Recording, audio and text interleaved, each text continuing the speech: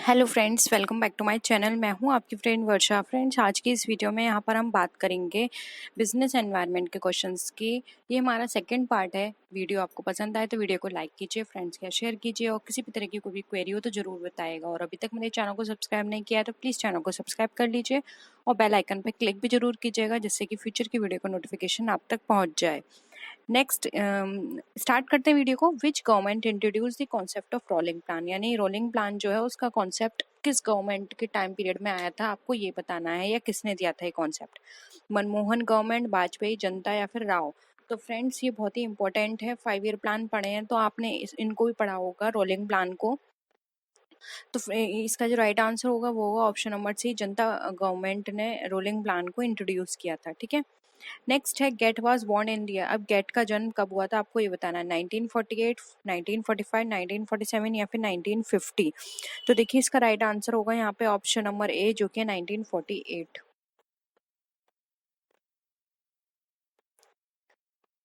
Next है what was the predecessor of WTO, यानी कि वर्ल्ड ट्रेड ऑर्गेनाइजेशन जो उसका प्रेडिसेसर या फिर ये कहें उससे पहले जो ऑर्गेनाइजेशन थी उसका नाम क्या था।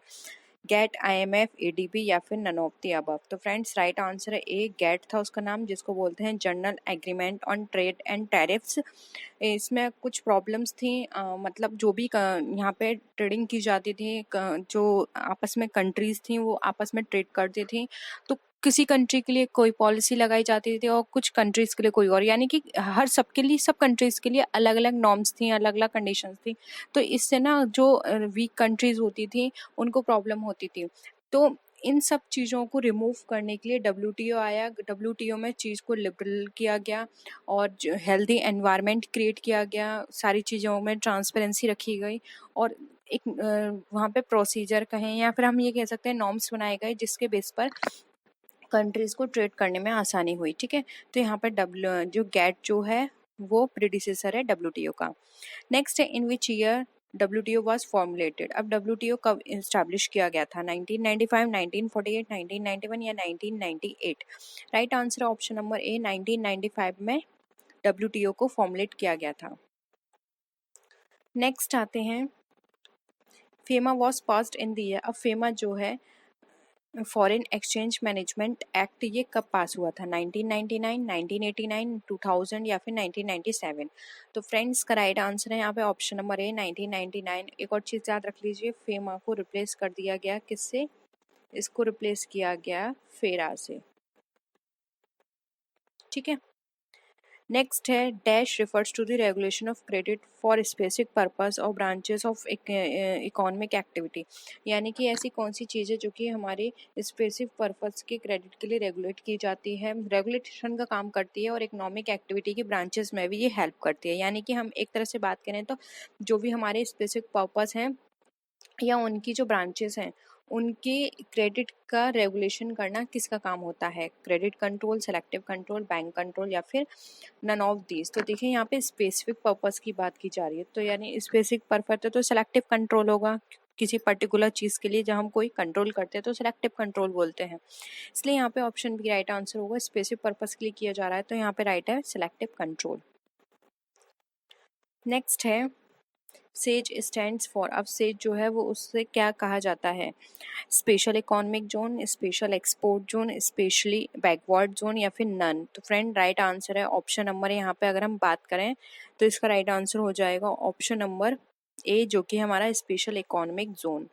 नेक्स्ट है dash is an act to control and regulate the concentration of economic power to the common detriment, यानी कॉमन डिटरमेंट के लिए कॉन्सेंट्रेशन करके रखना इकोनॉमिक पावर को, वो कौन सा एक्ट करता है, एडा एक्ट, MRTP, ILO या फिर फेरा।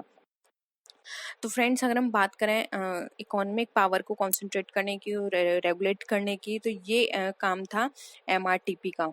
MRTP यहाँ पे ऑप्शन बी राइट आंसर है, जिसको बाद में चेंज कर दिया गया। अब वो क्या है वो आपने कल की वीडियो देखी होगी तो आपको पता चल गया होगा। ठीक है।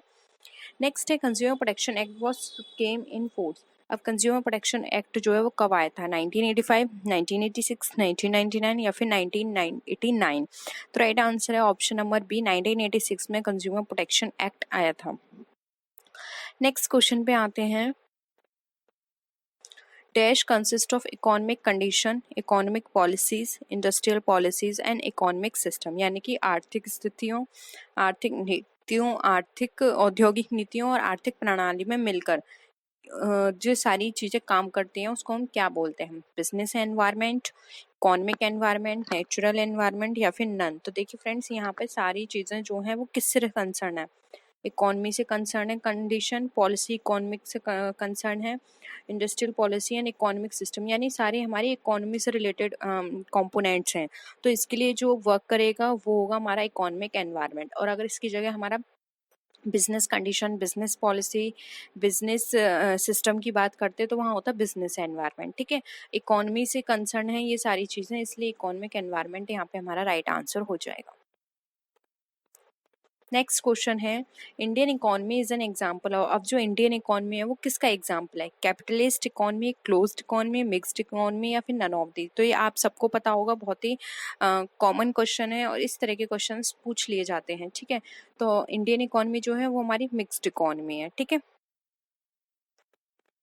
नेक्स्ट क्वेश्चन है, dash economy is not plan, control and regulated by the government, यानी ऐसी कौन सी इकोनॉमी है जो कि ना तो प्लान की जाती है गवर्नमेंट के द्वारा, ना ही कंट्रोल की जाती है और ना ही रेगुलेट की जाती है? ऑप्शंस है closed economy, mixed economy, free market economy या फिर नन ऑफ दीज। तो फ्रेंड्स देखिए, यहाँ पर अगर हम इसकी राइट आंसर की बात करें तो देखिए, क्लोज्ड इकोनॉमी का मतलब तो यहाँ है कि फुल्ली गवर्नमेंट का कंट्रोल है। ठीक है, वहीं मिक्स्ड की बात करें तो मिक्स्ड में क्या होता है, थोड़ा गवर्नमेंट का कंट्रोल होता है और थोड़ा प्राइवेटाइजेशन होता है, यानी कि उनको प्राइवेटाइज कर दिए जाते हैं कुछ सेक्टर्स। जबकि फ्री मार्केट इकोनॉमी में क्या है, सब कुछ ओपन है, गवर्नमेंट का कोई भी कंट्रोल नहीं है, यहाँ पर सारी चीज़ प्राइवेटाइजेशन में दी हुई है। ठीक है, तो यहाँ पे ऑप्शन सी राइट आंसर हो जाएगा, क्योंकि यहाँ पे कुछ भी चीज़ गवर्नमेंट द्वारा नहीं की जा रही है, इसलिए ऑप्शन सी यहाँ पे राइट आंसर है, फ्री मार्केट इकोनॉमी है वो। ठीक है, नेक्स्ट क्वेश्चन है, dash is the apex body of the economic planning in India. अब इकोनॉमिक प्लानिंग के लिए कौन सी एपेक्स बॉडी जो है वो वर्क करती है इंडिया में? Planning commission, parliament, supreme court या फिर नन ऑफ दीज। तो देखिए, प्लानिंग कमीशन की बात करें, वो प्लान इकोनॉमिक प्लानिंग की बात करें तो वहाँ पे इसका राइट आंसर हो जाएगा प्लानिंग कमीशन, ऑप्शन ए यहाँ पे राइट आंसर है। नेक्स्ट क्वेश्चन है, ग्लोबलाइजेशन रिफर्स टू। अब जो ग्लोबलाइजेशन होता है वो हमें क्या बताता है? A more integrated and interdependent world, lower income world wide, less foreign trade and investment या फिर ग्लोबल वार्मिंग। तो देखिए फ्रेंड्स, यहाँ पर अगर हम ग्लोबलाइजेशन की बात करें तो देखिए, यहाँ पर अगर हम देखते हैं ऑप्शंस, ग्लोबल वार्मिंग ग्लोबलाइजेशन से बिल्कुल नहीं होता, less foreign trade and investment, less नहीं होता बल्कि मोर फॉरेन ट्रेड एंड इन्वेस्टमेंट होता है, lower income and world wide की भी बात यहाँ पे नहीं होती है। यहाँ पे तो अगर हम ज़्यादा से ज़्यादा दूसरी कंट्रीज़ के साथ डील करेंगे तो हमारी इनकम क्या होगी, हाई होगी, लो नहीं होगी। इसलिए यहाँ पे ऑप्शन ए राइट आंसर होगा, ये मोर इंटीग्रेटेड यानी सारी चीज़ों को मिलकर वर्क करता है और इंटरडिपेंडेंट वर्ल्ड की बारे में बताता है। यानी कि ग्लोबलाइजेशन में क्या है, सब कुछ ओपन है, आप किसी भी कंट्री के साथ, किसी भी बिजनेसमैन के साथ, वो चाहे किसी भी कंट्री का हो, आप उसके साथ बिजनेस कर सकते हैं, अपने प्रोडक्ट को किसी भी कंट्री में जाके सेल कर सकते हैं। तो सब कुछ ग्लोबलाइज है। ठीक है, सब कुछ ओपन है आपके लिए, इसलिए ऑप्शन ए यहाँ पे हमारा राइट आंसर हो जाएगा। नेक्स्ट क्वेश्चन पे आते हैं, globalisation is beneficial for firms because, यानी कि ग्लोबलाइजेशन जो है वो किसके लिए बेनिफिशियल है, हमें ये बताना है।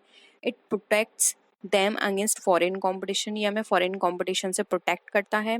It cushions them from the effects of events in other country, ये हमारी जो भी अदर कंट्रीज में इफेक्ट, जो भी इवेंट्स के इफेक्ट्स होते हैं उससे हमें बचाता है। It opens up new market opportunity, ये हमारे लिए ओपन कर देता है न्यू मार्केट अपॉर्चुनिटीज़ को। It increases the risk and uncertainty of operating in globalised world economy, ये हमारे लिए रिस्क को इंक्रीज करता है और अनसर्टेनिटी को भी बढ़ाता है।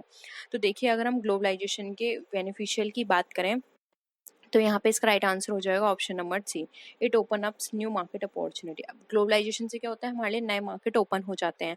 अब हम अपना प्रोडक्ट ज़्यादा से ज़्यादा कंट्रियों में सेल कर सकते हैं, जिससे कि ज़्यादा प्रॉफिट अर्न कर सकते हैं, क्योंकि जहाँ अगर हम अपने प्रोडक्ट को दूसरी कंट्री में सेल करेंगे तो वहाँ पर हम अपने जो एक्स्ट्रा हमने एक्सपेंसेस किए हैं उसको लगा के हम अपना जो नो प्रॉफिट है उसको इंक्रीज करके वहाँ सेल कर सकते हैं। तो इससे क्या होगा, हमारी सेल भी इंक्रीज होगी, हमारा प्रॉफिट भी इंक्रीज होगा।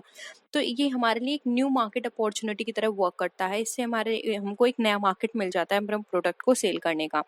इसलिए यहाँ पे ऑप्शन सी राइट आंसर हो जाएगा। तो फ्रेंड्स आज के लिए इतना ही। आई होप आपको क्वेश्चंस आज के पसंद आए होंगे। वीडियो पसंद आई तो वीडियो को लाइक कीजिए, फ्रेंड्स के शेयर कीजिए। किसी भी तरह की कोई भी क्वेरी हो तो आप कमेंट सेक्शन में पूछ सकते हैं। आप मुझे मेरे सोशल मीडिया पे फॉलो कीजिए और नेक्स्ट वीडियो में फिर मिलते हैं आपसे और विच वीडियोस के साथ। तब तक के लिए टेक केयर, बाय बाय।